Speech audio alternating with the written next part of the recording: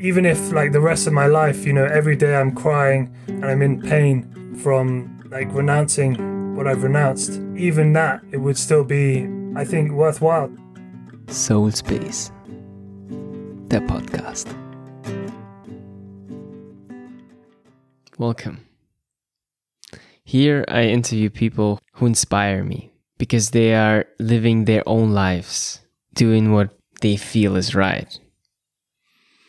And today I have a very special human being who wants to become a full-time Buddhist monk for the rest of his life. And for that he left everything behind. His girlfriend, his job as a teacher, and by the end of this month, he'll be gone from this normal world, so to say, and will start his life as a monk. And in this very special time, I had the chance to speak to him and to ask him about his motivation and how he sees meditation and basically how he decided to do that. It was very, very interesting for me. So enjoy the conversation. And just so you know, he uses the word suttas at one point, and this is basically the holy book of Buddhism. And he also uses the word Dharma, which can mean a lot of things, but in Buddhism, it often means the teaching of Buddha. So nice to hear your voice and to see you, even though we are so far away. You're the first one who I heard of who actually wants to dedicate his life to meditation and to the spiritual life. And for me, monks always were people who I couldn't really relate to because in Christianity there is I feel so much distance. But as I did a lot of Vipassana, I kind of understand where you came from, and I feel very related to I can understand the path, but I'm very, very curious how it developed so radically, I would even say. So if you don't mind to guide me through your life, how it came to this point. Sure.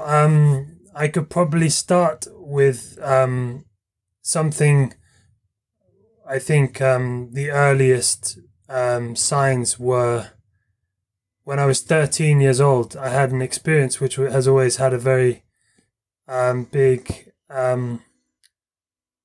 It was very memorable, and I think since that experience, I probably was always going to become a monk in some form, and it took a while to really gain the courage to do that. I don't know whether we talked about this last week. I think we did. It was the experience was I had this question in my head for a few months about. The question was like, why do I want to achieve?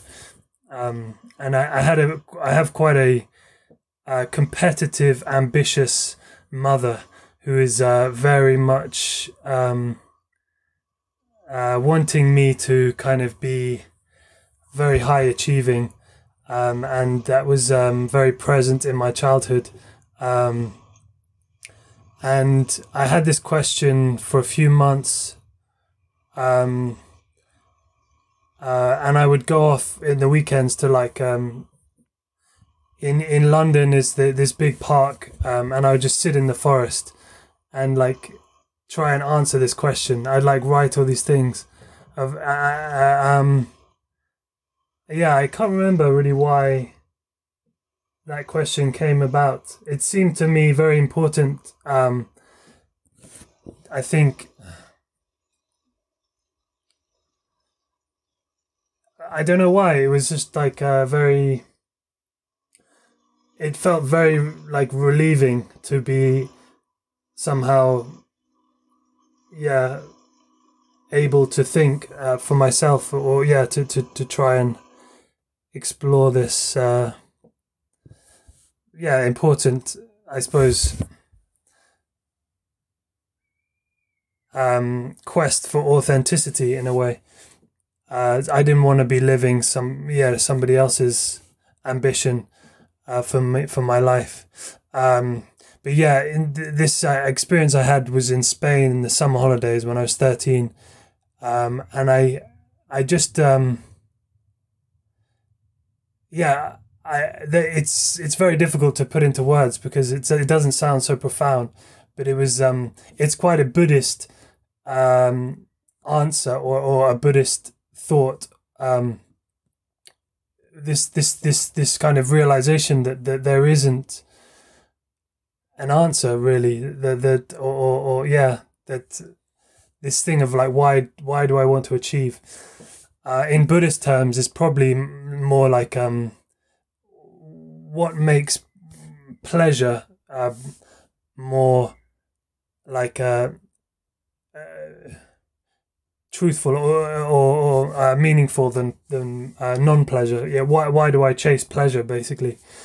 And there isn't an answer. There isn't, like, if you really explore this question, there is no reason why pleasure is better than non-pleasure, and that is very very liberating. And I was in a kind of bubble for many days when I was like just and my parents were a bit confused. My sister was very worried, and that also like fueled this this sense of freedom as well. Yeah. Because I was very insistent. I would talk to my uncle, my father on the phone, and try and explain to them like this, and they would all say like, "Oh, yeah, everyone goes through this. Like, this is very normal. You're just like, you know, kind of a teenager trying to, you know, rebel and try and find your own identity." But I don't know if they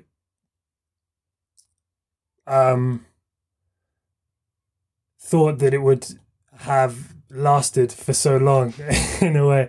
I was just adamant that I wasn't going to forget this experience in a way. Yeah. And that anybody trying to delegitimize it or trying to tell me a story about, you know, oh, that's normal. Yeah, everyone goes through this. Yeah, that it wouldn't be possible to forget it or to go along with a story that is like telling me that I guess that somebody else knows what I should be doing with my life in a way. Yeah, and that I guess it goes to death as well. Like, yeah, people can have an idea about what is a good life and what one should do, but really it's up to you as an individual. You're the only one who's like gonna die. Your experience, your death. You need to work out for yourself what this life is. Yeah, nobody else can do that. Yeah, so there is this sort of also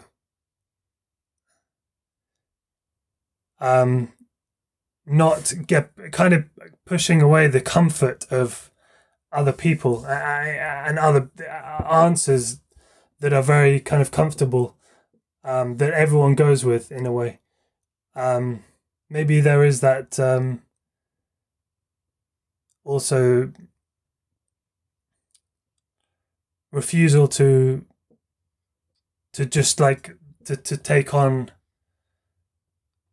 in a way, what will get approval, or some, so I suppose, that but at the same time, I can't say I fully have lived up to that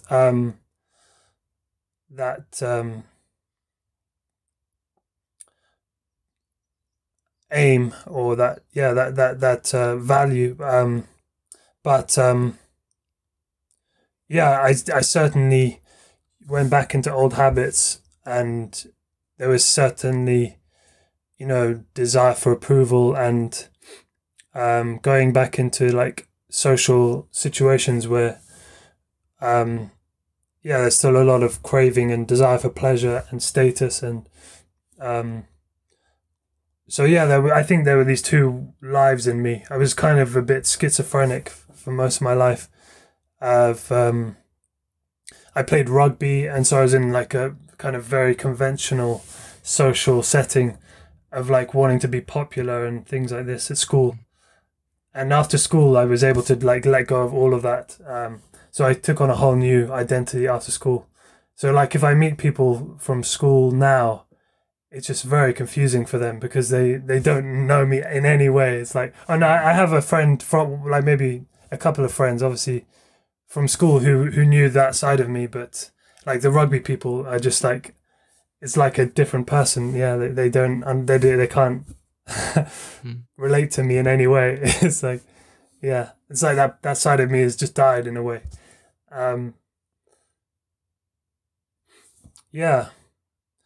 And I came across, when I left school, I came across Goenka, the Vipassana, and I went to some monasteries in Thailand. But then at university, I would do a lot of Vipassana, like retreats and serving. And after university, I was there for 2 years in England. So that became very important. This story of being like a serious Vipassana meditator, but a lay person. So then I became a teacher, and that was the kind of the life I was wanting for a long time, was to be like a monk, but in the world, in a way. And then I came across this teaching about probably 2.5 years ago. And that has changed my perspective on the Goenka story, really, of what Buddhism is. It's caused me to really investigate the suttas, and from that investigation, I have now a different understanding of what the Buddhist teaching is, and that that has led to this big decision, because I was in a very like happy life, really, with a very close, intimate relationship, really like destined for getting married and having children. But then, I realized that, this teaching now that I have come across, was in fact the, I think what I was needing to follow. So now, becoming a monk is the next stage, really. To see if that is how I will live.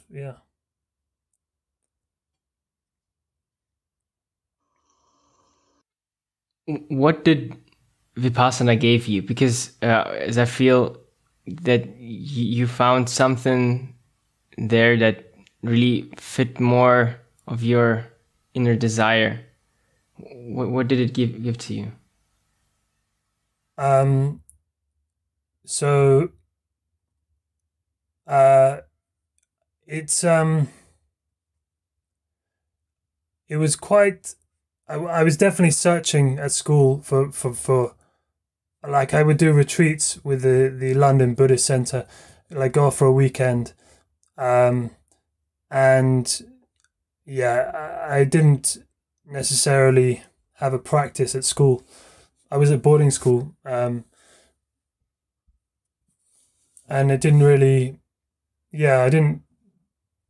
Um, yeah, I think it wasn't as disciplined or probably as the Goenka retreat seemed to. I suppose, yeah, having 10 days in silence and working in that way is quite a novelty, and you inevitably experience new levels of, yeah, what it means to be a human being, um, from what you do on those retreats, and well, for looking back on it now, one of the very important aspects of it's like a prerequisite for understanding the Buddha's teaching is sense restraint. So, yeah, on a Vipassana course, you know, you keep your Shila, these 5 precepts, and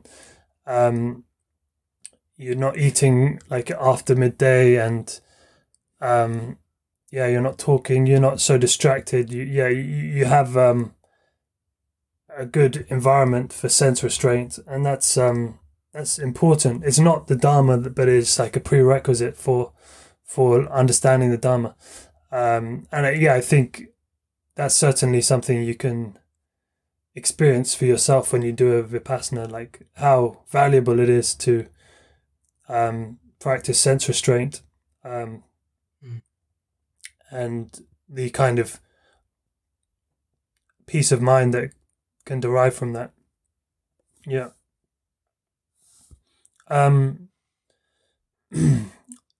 Yeah, so it gave that that was a very real thing that I got from it, and yeah, it also gave me like a way to form a new identity, find new friends, a new story of what it means to be to live, and some role models. Yeah, like at the meditation center, there was the center teacher Kirk, this guy, and his wife, kind of 60 years old, you know, been doing Vipassana for many years, and yeah, just somebody who you see him and how he behaves, and yeah, there's always like in your head, like what would Kirk do, you know, in different situations. So it's, yeah, a kind of moral compass, and that helps to navigate the world in a way to see how do I live in a kind of Buddhist way, or yeah, in a virtuous way. So I think it helped me to explore those questions, yeah, and to find a way to live, yeah, in the world like that, yeah.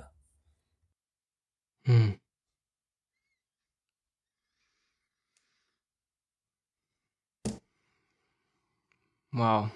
Yeah.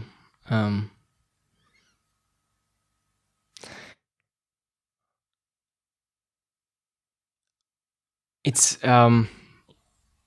really incredible that to see you you know, get into something, and just I feel like you increased the intensity. You said that you were also involved in teaching meditation, and like really getting involved into Vipassana for quite a while, and then it got much more intense and intense. And for me, it sounds like you you just felt that it's right to do this. So Yeah, I would clarify, because I think one thing about Vipassana in the Goenka tradition, it is so it's very different to how I practice now. And intense is one word I would use to describe the practice. And in a way, this thing about focusing, and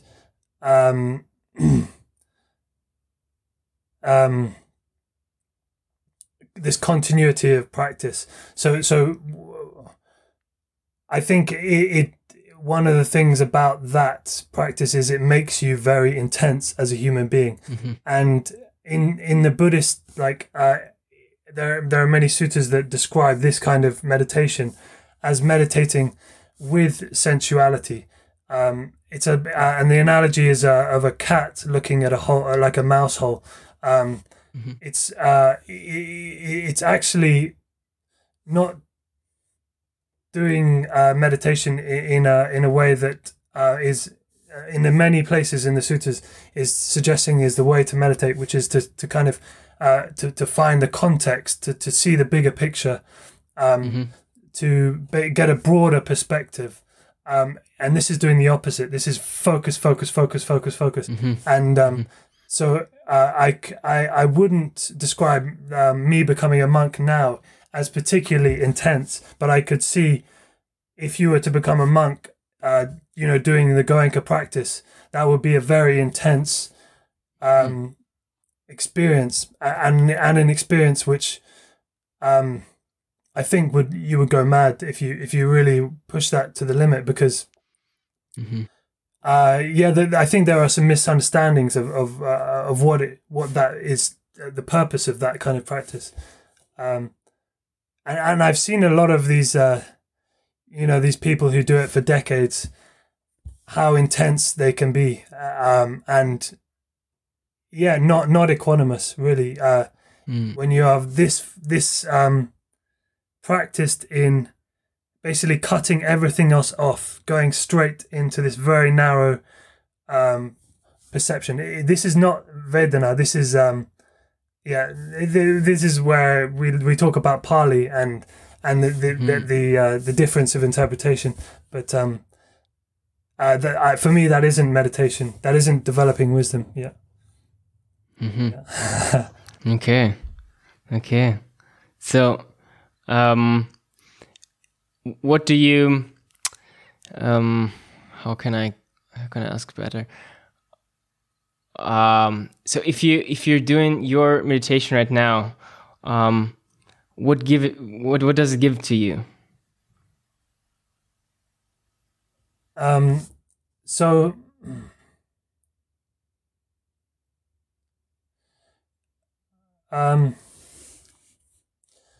Really, it's a lot of it involves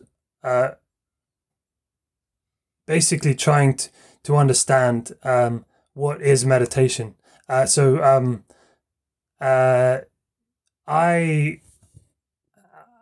not at a level where I could say I know what meditation is. I definitely don't know what meditation is in the way, and in the Eightfold Path, which is like the Buddhist teaching, the Fourth Noble Truth. The first stage of the Eightfold Path is right understanding. So all of the other 7 after the first step, they all require right understanding, to understand what is meditation. So I would say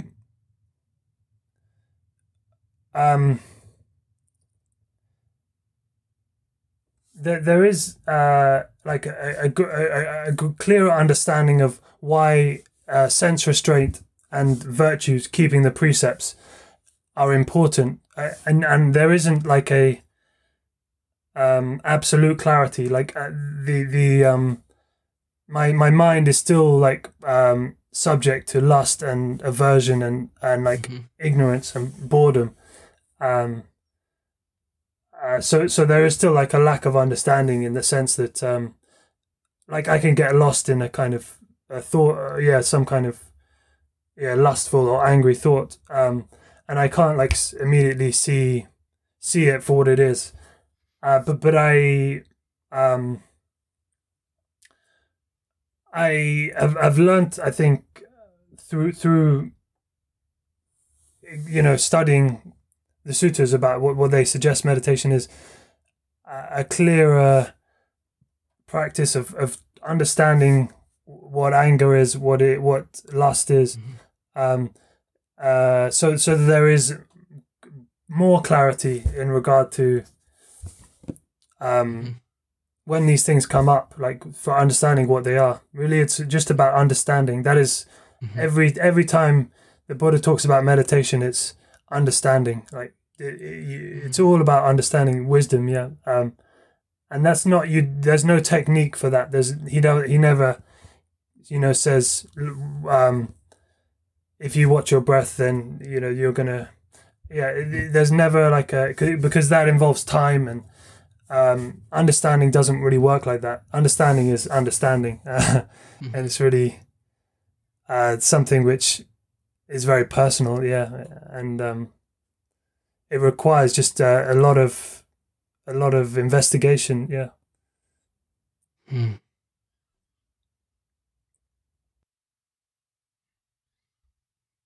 That's a really interesting view. Yeah, and I can, as I experienced whatever I practiced, if anyone could say it's meditation, then yeah, wisdom is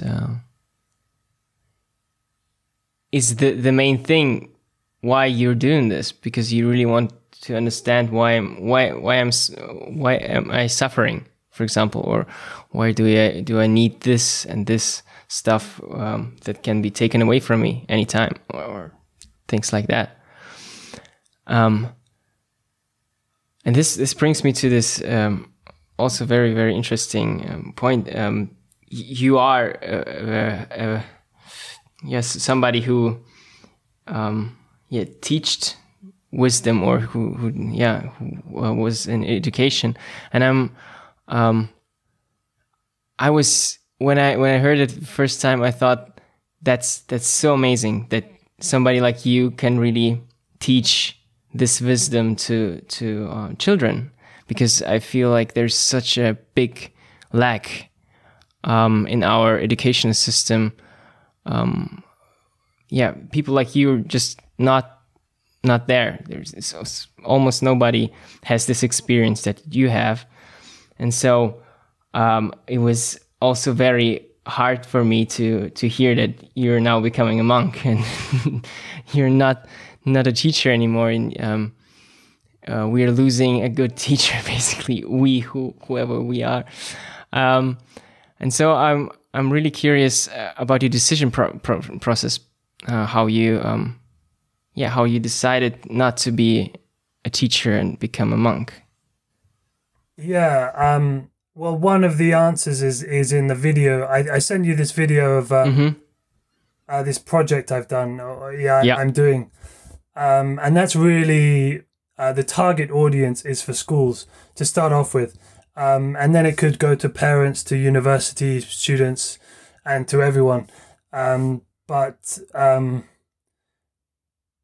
think that was... that creates a picture of how I think education could become, and a way of contextualizing knowledge that, for a start, like it requires the input of children. So it's saying to children, I'm interested in what you have to say, and I'm interested in how you see the world, and so it's basically like a child is creating this map of. So the question is, so it's very, very simplistically the media articles. Okay, I'm getting very specific here. But I'll answer your question maybe a bit broader later. But this idea of education, this model, it's the media articles, organizations, leaders, and this is for adults, but the political policies for addressing humanity's global challenges. This is this platform. It's and you have 100 votes to spend on media articles, leaders, and organizations. This is for children, for addressing humanity's global challenges. And then you see so my individual map, my friends' maps, and then like my classes maps, and then like the maps of everyone in London, everyone in England, everyone in Europe, everyone in the world. So it's like it's kind of using the internet in a way to contextualize meaning. And I think I'm writing a book. I've written a book, but I'm now like redrafting it for describing how the internet could provide a new way of educating in the real sense. Education means to draw out. That's the Greek meaning. And now it doesn't involve, education doesn't involve drawing out in any way. These days it's like pushing knowledge in. So this is a way of like educating in an authentic sense. Yeah, where you're really encouraging the pupil, to participate in the learning process. So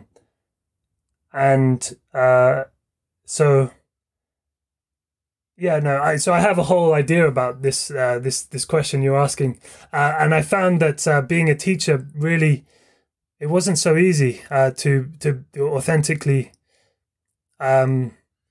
educate. And maybe it could be, I don't know, maybe one day I'll be a teacher again. But I didn't find myself in a position. Oh, and I have taught where I felt like, okay, I'm really teaching now. I was teaching in a school where they let me teach where the children would lead their learning. So I would just go around each child, and like we would have one-on-one conversations about what they were doing, how like they had these targets of like the curriculum, but they would decide how they learned basically, and I would go around and like we would discuss their goals and everything one-on-one, but everyone would be doing their own thing, and they were just super motivated, super enthusiastic to go to that lesson because they were leading it, and they like really.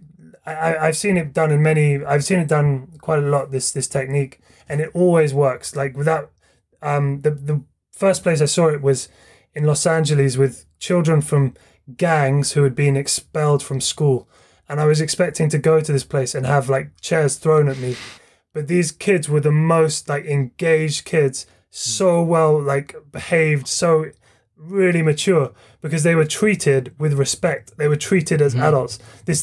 This teacher had been given a load of kids, and the state didn't care what he did with them. So he had all this freedom, and the conversations they had was just like adults talking to adults, because they weren't being taught as if like, you're inferior to me. I know all the knowledge. You're here to listen to me. Basically, it was the opposite.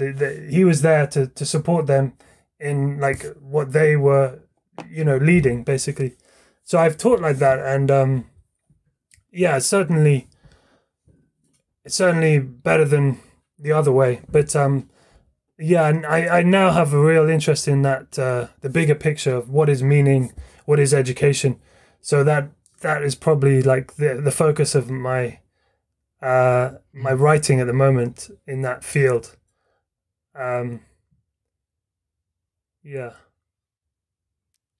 What is the name of the technique, or my project is called a Participatory Online Democracy, or POD. And there's a 10-minute video I sent you that describes it. But it's pretty idealistic. But I think it's kind of Buddhist. It is quite Buddhist in how it would, I think, address contemporary education, and I guess also, you know, the impact that empiricism, scientific or materialism, has had in the last few hundred years. How to kind of offer a balanced, or to try and find a way of digesting the last few hundred years, and how to move on from the unsustainable paradigms we have about what knowledge is, and what truth is. It isn't. I don't think that science has the full picture of what truth is.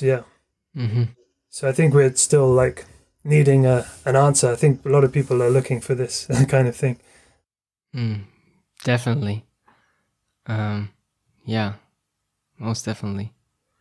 And is there is there a name for this education technique that you were telling before? Before, yeah. No, it was literally this man in Los Angeles. Okay. And I just visited him and was just blown away. Like, I couldn't believe what I was seeing. Wow. And then I went back and I was with him for a bit. It really is very simple. And if you were a teacher, you would be like very confused, I think, when you see it for the first time. But then it really makes sense. If you fight children, they're going to push back. If you try and get control over them, they're going to push back. If you give them, empower them, and say like, okay, you lead, and you watch what happens, without fail. It's you have to have So in the afternoons there would be a circle, and they would together create the agreements for the classroom, and the kids realized how special it was and how lucky they were, and they would all respect those agreements. And if they, if one of them was having a bad day, or it was,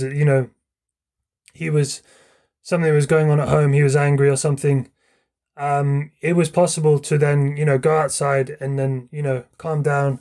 Let's remember what have we agreed? Why are we here? Because there was this respect. Like, they all really respected this man. And that is once you have that relationship, that's it. It's easy. There's no challenge in being a teacher. It's all about that relationship. Just respect, yeah. And if you don't have that relationship, you have no right to tell anyone what to do. It's just not. And the children are right to push back. I think if you are telling somebody that what to do, you need to really gain their respect. Yeah, I think that's important. But it's difficult to I guess, in the current way of thinking about what education is, difficult to apply. Yeah, because there isn't. Yeah. There isn't that way of approaching it. Yeah, at the moment. Yeah, especially I feel like the people who are selected to be teachers were not necessarily chosen from being respected, or how can they how able they are to gain respect or to be a good leader. That's what it sounds like, who he was. But just to it's interesting, really, really interesting that there are still there are people who are doing something really great in education.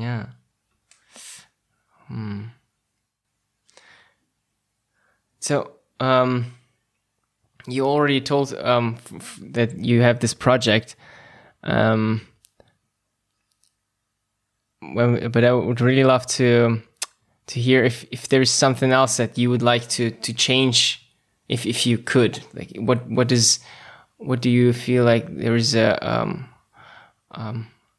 yeah, there is some urgency to act on because something is going wrong in the world. Yeah, well, really, it's a kind of guilty pleasure, really, my project, because as a monk, really, the work is undoing, unacting, and it's actually very difficult and quite rare because there are very few people who are working to come out of sensuality. Very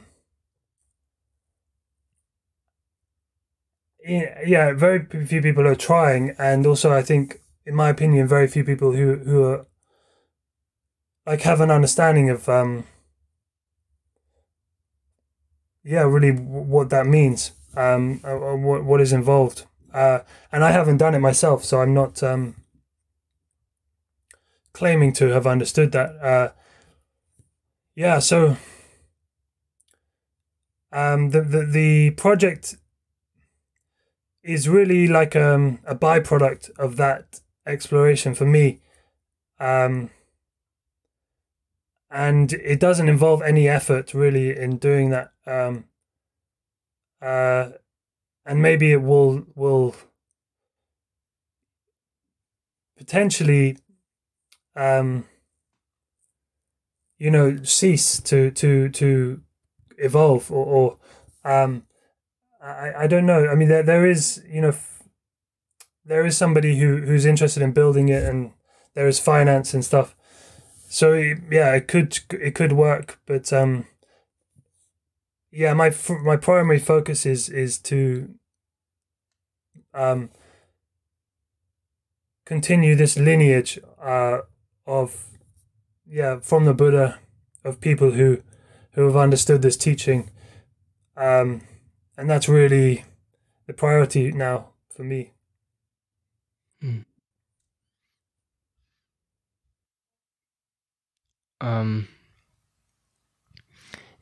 But don't you have the feeling that you could miss out something, because there's so much out there? And I had my parents this weekend, and they were telling me that if you don't have kids, if you don't have a house, you're missing out so much and so many emotions and whatever.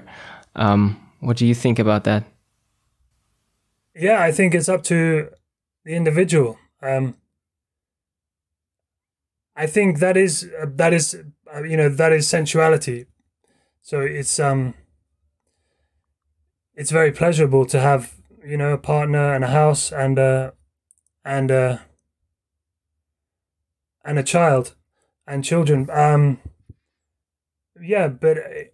these things are also, they require work. They require action, and so they kind of.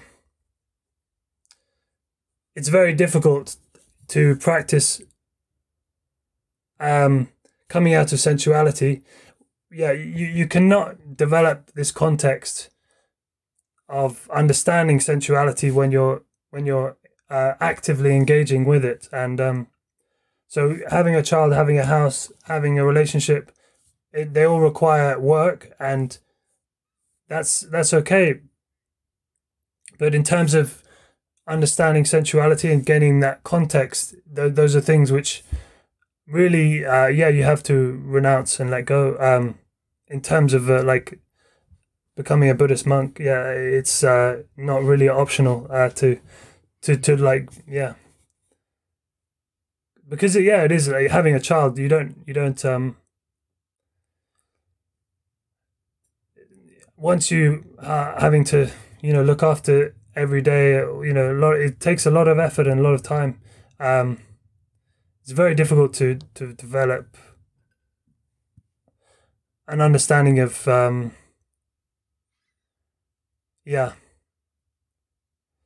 but that's not to say that it's wrong. It's just it's difficult. I mean, and it's a choice. I mean, it was painful to leave my relationship with this girl I was with, and to not have children, to give up my possessions and money. Scary. But it is also emulating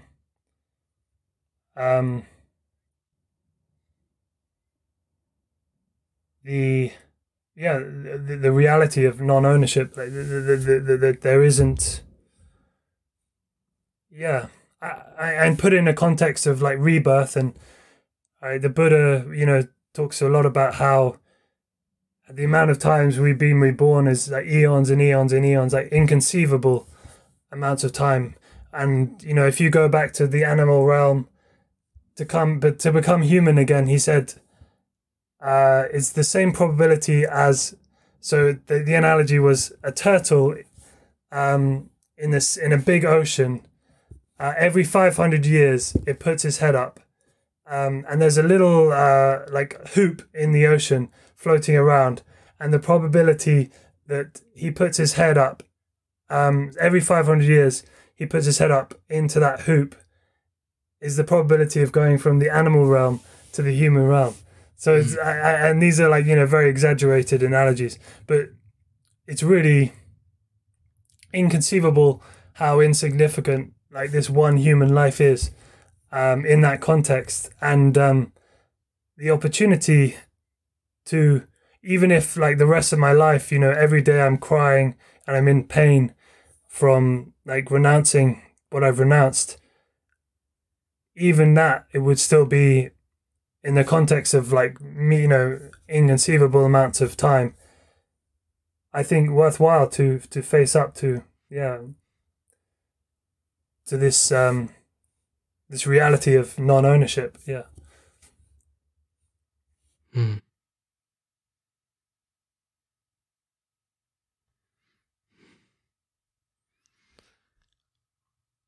I can feel that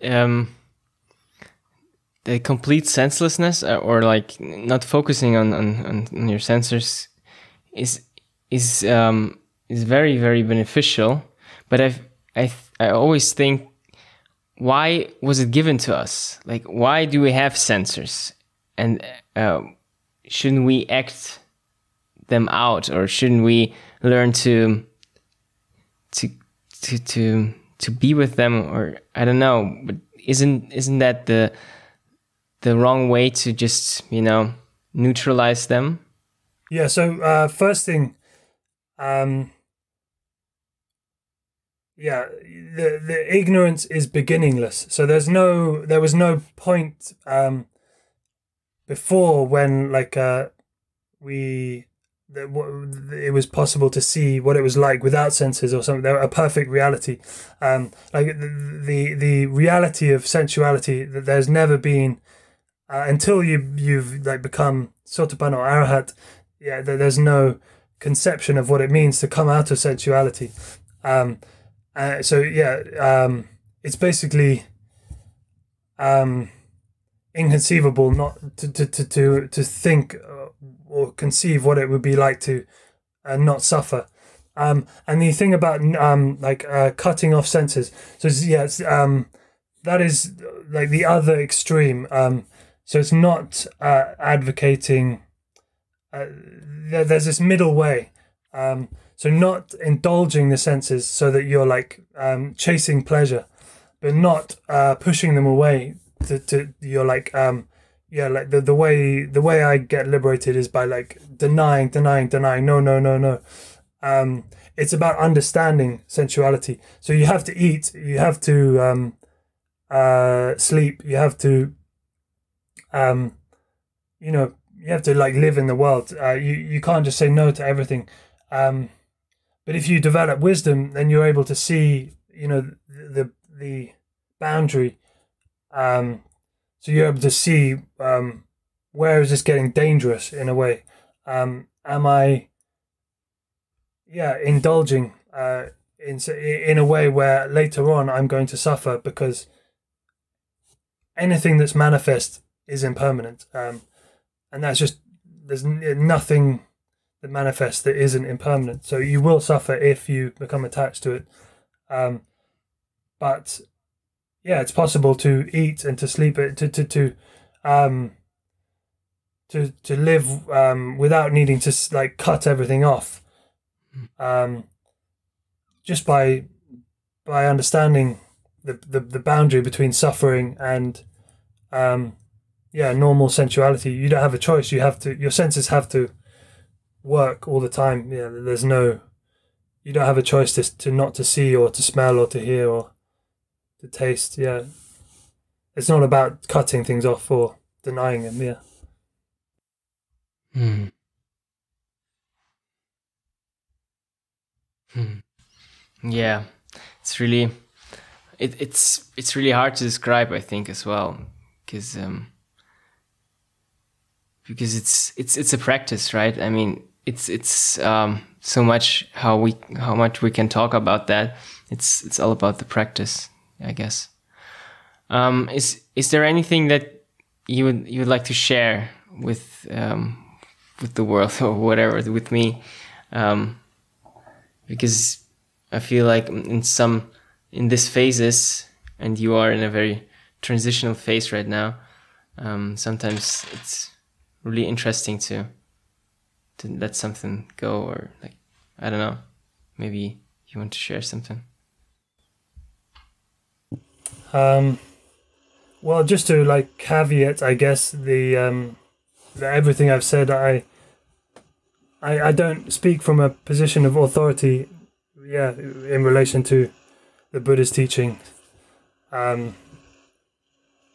So these are just my explorations, and I'm basically parroting, you know, like I was with Goenka and the people I looked up to in the Goenka world, and now I kind of I have a different teacher who I am yeah, also in a way like emulating and learning from. So these are a lot of what I've said here is like me parroting in a way, yeah. Things which I don't fully understand myself, yeah. Sure. I mean, yeah, it's very humble for you to say that. Yeah, thank you very much. And I feel like, you know, you cannot fully understand someone. And I'm really interested in people who are doing they're doing stuff that I don't really understand, but I feel a lot of empathy to you that you do that, and a lot of yeah, I'm very I feel like it's a really, really great and awesome task that you're trying to conquer.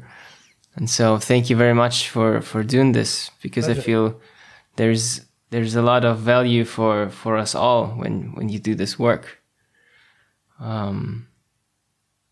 Even though most of humanity or people will not really understand that probably, but yeah, there's I'm sure there's a lot of value in that. Yeah. Thank you very much.